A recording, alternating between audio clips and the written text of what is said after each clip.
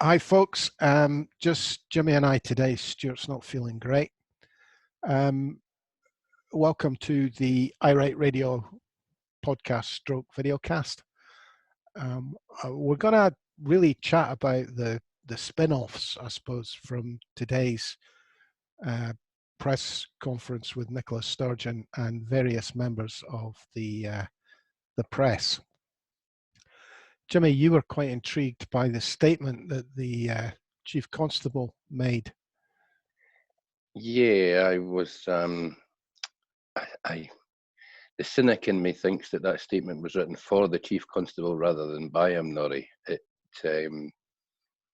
It's not quite as strident as some of the utterances he's made to our local pressmen, and it very much went along the lines of what the First Minister's talked about policing by consent and engaging with people, try to get them to abide by the legislation.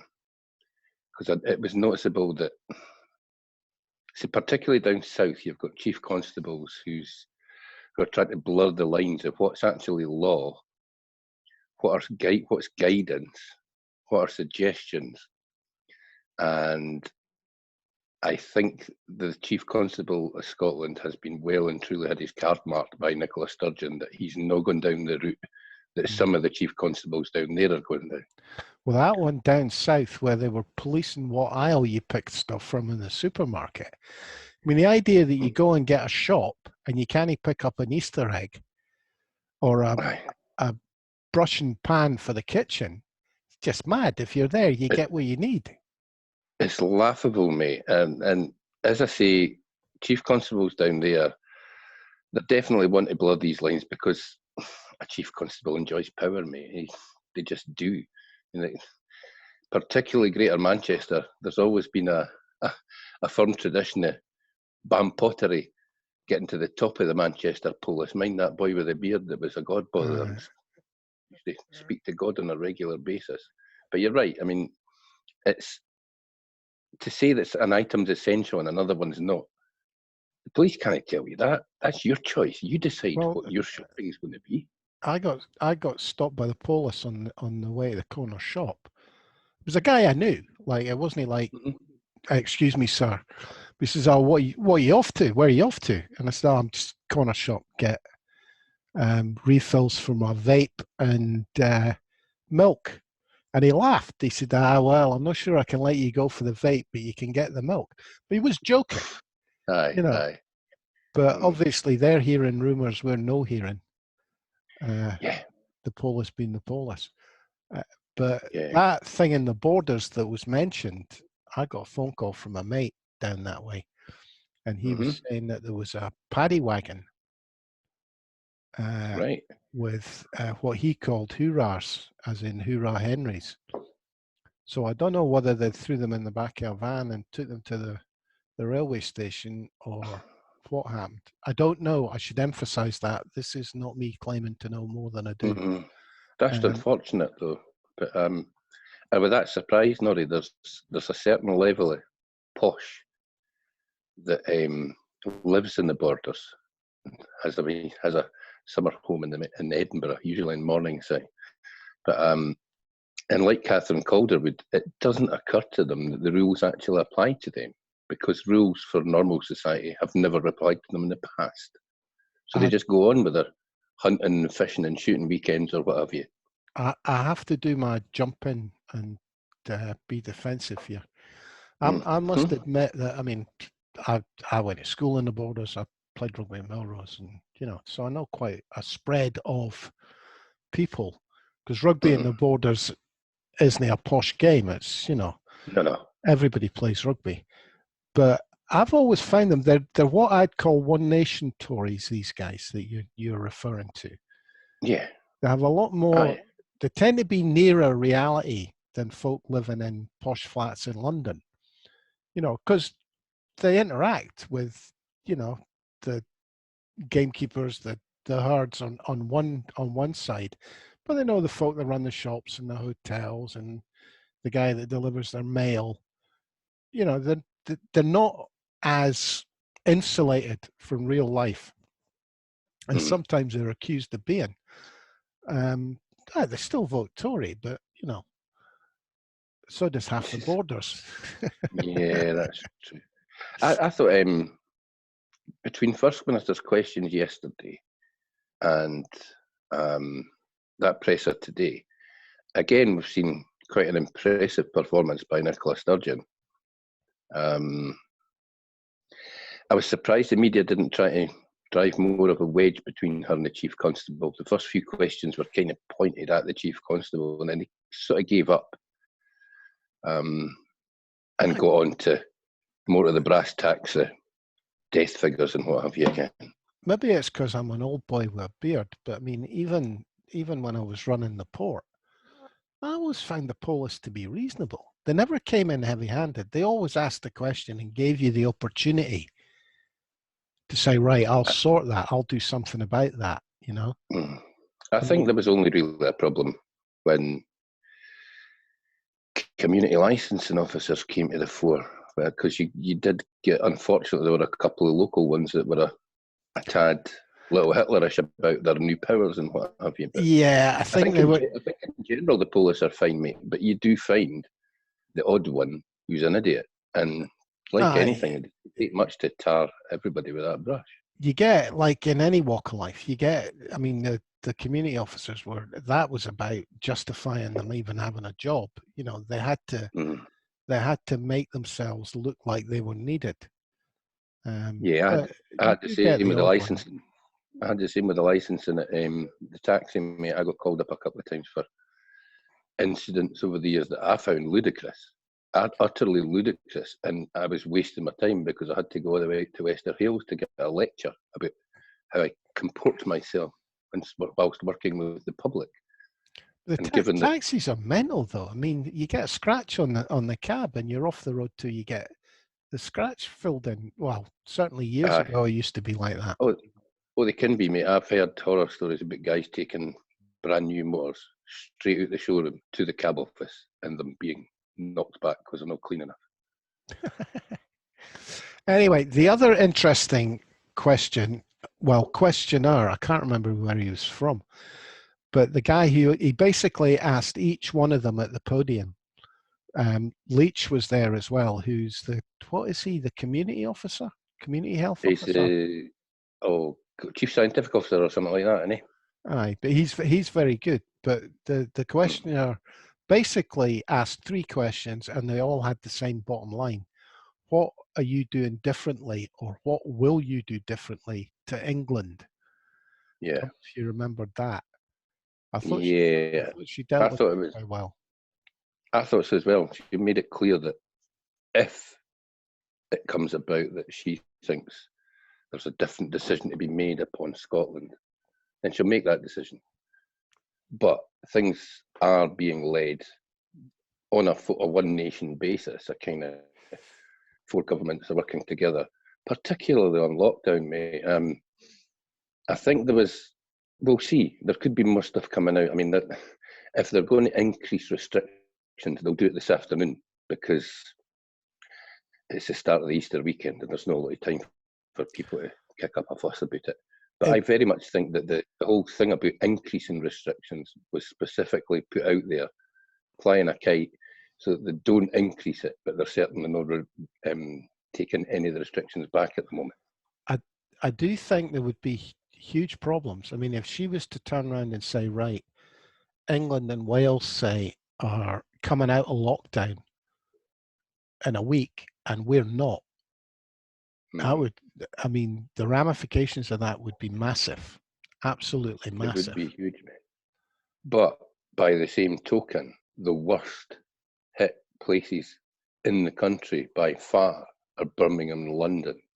So it could be the case that the north of England, a Manchester, a Liverpool, start putting on some real pressure and they can't really lift restrictions for these places because there just wouldn't be the ability to do it in London or Birmingham. They'd be too scared that it would flare up again.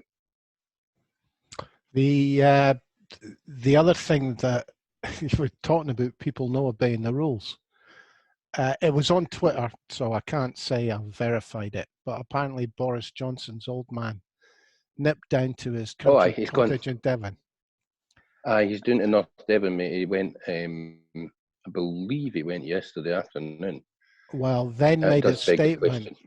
Then made a statement how the only good thing to come out of Boris getting better was it made everybody realise how serious this was, except for him, obviously, because he's away at his country cottage in Devon.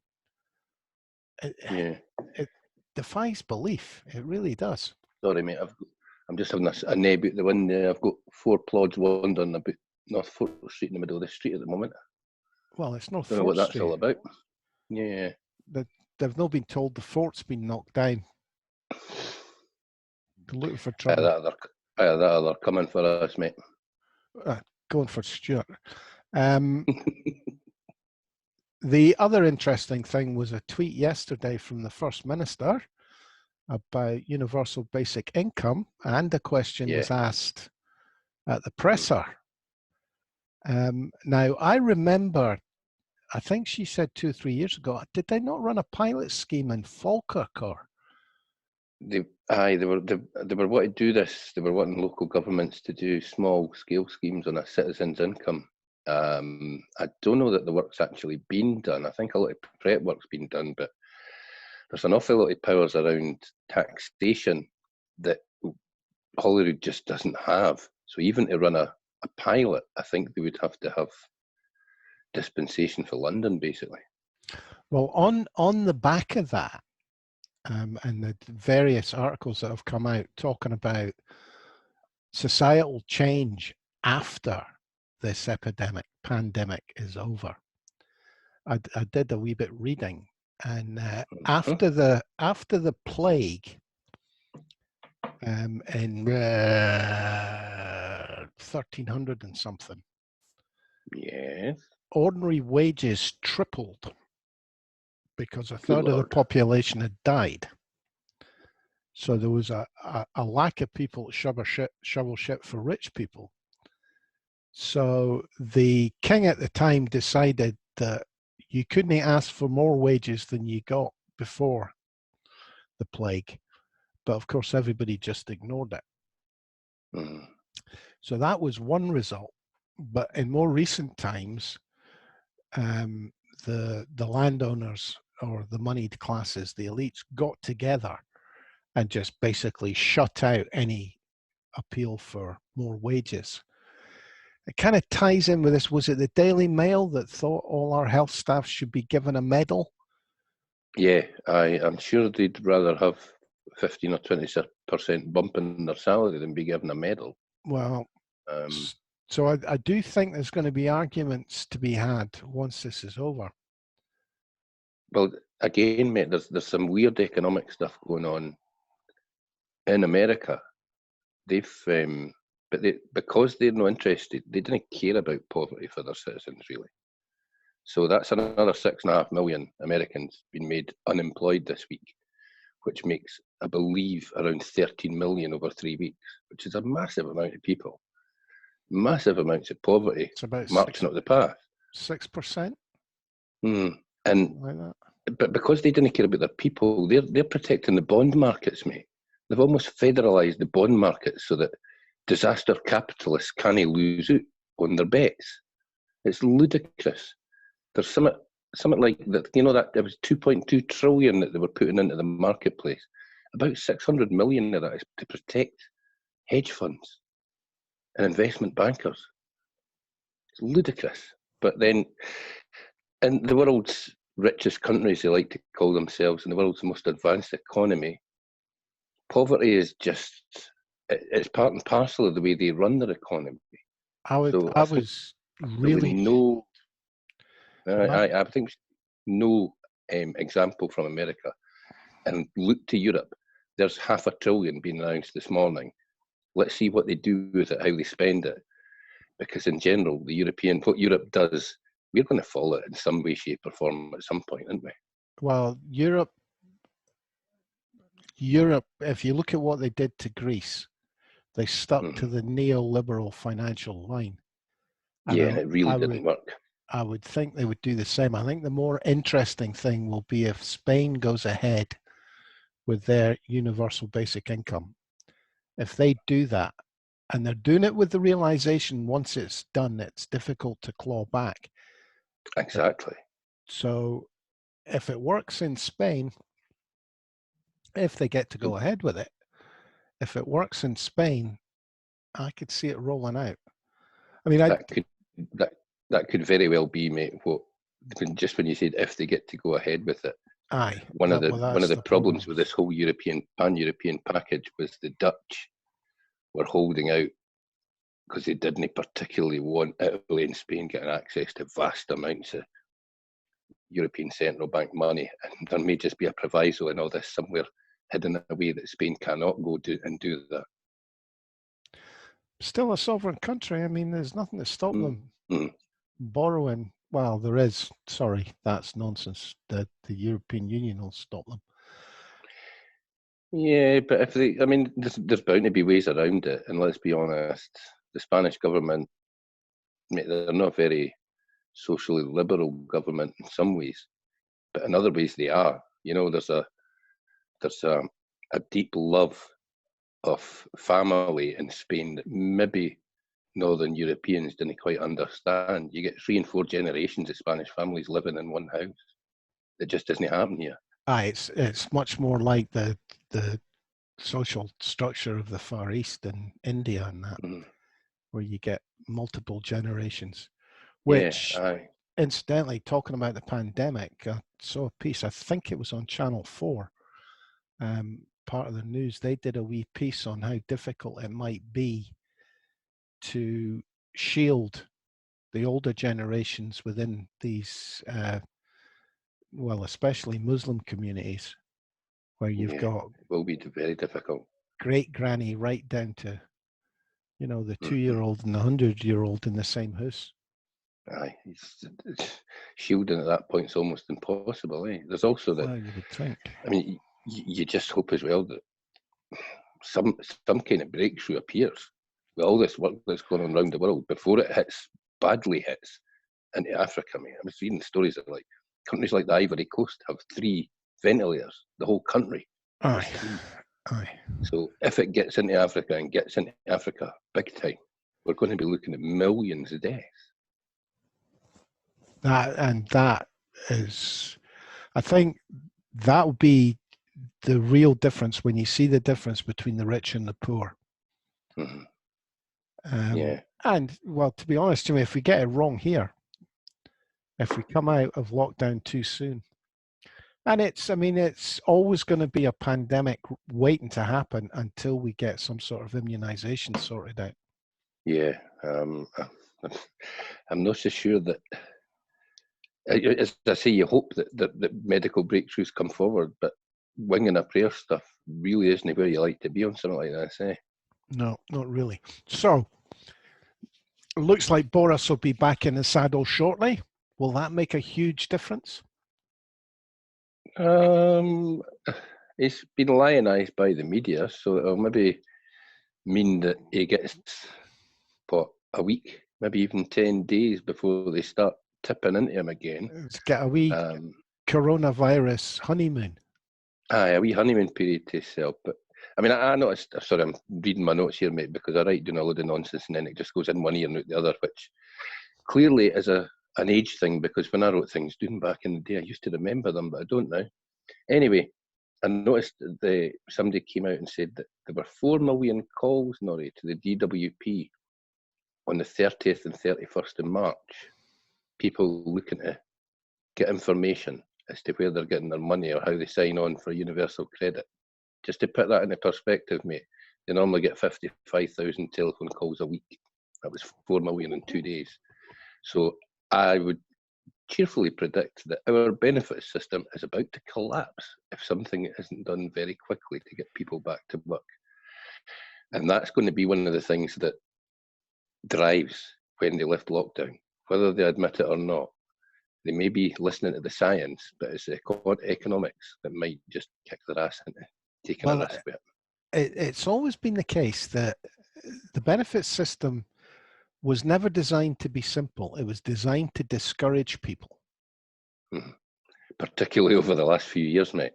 Aye, and it hasn't been made simpler by universal credit. Absolutely not. Which was it, that was the excuse for universal credit, was to make it simple. We'll roll these 7 different entitlements into one. Oh, but we'll cut their overall value, of course, while we're doing it. Yeah, And that was. I saw that on Newsnight, Norrie. The actual benefit levels have gone down over the last 2 years. Now, this is the well, 2 years where the Tories were busily telling us that austerity was coming to an end and that they were yeah. going to be helping people, but no, people's income on the lowest, the lowest income levels have gone down over the last couple of years. Well, So they're toiling right now. it was designed to punish people back into low-paid work. Mm. That's what it was designed to do.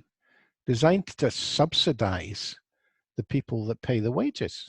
You know, there's nothing complicated about it. Your Asda's and your Tesco's tax credits are wonderful for people, Well, but what they really are, I mean, it just basically means that Asda and Tesco and that get to pay people crap money, and it gets topped up by the government. but there's jobs in Asda and Tesco that pay quite well. Oh, aye, there are, mate. But the point they I do pay was minimum going wage to to a lot of make people was as well. Ian Duncan Smith, IDS. I always think that sounds like a missile of some sort, IDS. He came out and said that universal credit will make paying this simpler. Yeah. So it'll be interesting to see, because that's about the only justification that they can come up with. It might make it paying simpler in the long run, mate. But if they're absolutely inundated with cases, and I'm not sure, I struggle to find a figure, but I know that the tax office lost 20,000 staff over the last 10 years. So I'd imagine that the benefit system at DWP probably lost twice that. So how they're going to cope is. Did the tax office not just lose people that were going after tax avoiders and dodgers? No, they got rid of them across the board. They just got rid of most of them, mate. But did they not keep all the benefit, the guys that were after benefit fraud? You could be right, mate. You could be right, but wouldn't surprise I don't me. know. I just think, as I say, mate, I think London is, the whole Whitehall system is under. It's been creaking for years, anyways. They've slashed and cut, and I think it may very well collapse, and that could bring about as big a change as anything that goes on with the virus. I do think that if they ignore the fact that they've stripped everything to the bone and not allowed any fat to remain to be available for the times when there's a crisis. I mean, I always think, you know, the NHS every winter, we know there's going to be problems because they've cut it to the bone. Now, something like this comes along, what, 7,000 people have been asked to come back into the NHS to deal with it? Right. Well, something There like this has is to be an actually argument. There has to be an argument to have that leeway, that band, I don't know, 2%, 3%, 5%, over and above what you need to be super efficient. Because it's not efficient when something like this happens. Right. As I say, mate, coronavirus has actually masked the effects of the winter surge this year, because the coronavirus came in just at round about the time where they were going to start really getting hit. To be honest, the levels, for example, seasonal flu this year have been pretty low, but they were really not coping, particularly south of the border. And God only knows how many NHS trusts and how many hospitals were in special measures or whatever they call it. But that's all been hidden by this, because one, they've been overwhelmed by that, and two, they've actually thrown money at the NHS for the first time in our living memory. Aye, well, they've not had a choice, have they? Mm. So, anything funny? Not really, mate, although I noticed that both of us have not done the bonnet thing today. Completely forgot about it. I didn't, but I tried to put my bonnet on me, and because I've just shaved my head, it was a comedy of errors. It's all about sticks to the shavy bit and have to foot to the boot and mess about with the thing and that. So there we go. I'll put the bonnet on for the last minute or so. But we'll have to try and remember it for next week. Bonnet Friday again, Norrie. Right, guys, just in case you thought it was a Thursday or a Saturday.